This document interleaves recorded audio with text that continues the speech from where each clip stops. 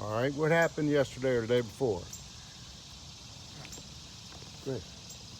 I had a 4th floor condensate backup. The main drain was clogged.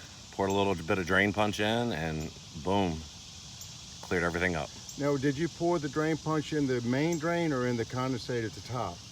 I poured it through the condensate and it went into the main line. So it worked all the way down? Yes, sir.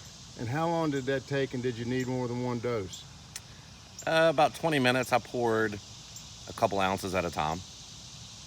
And did that for 4 times and added a little bit more progressively.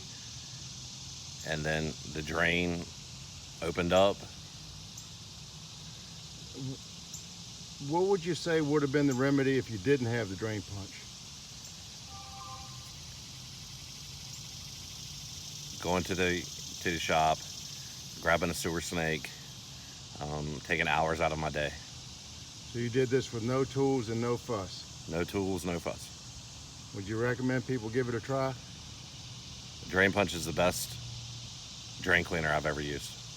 Thank you so much.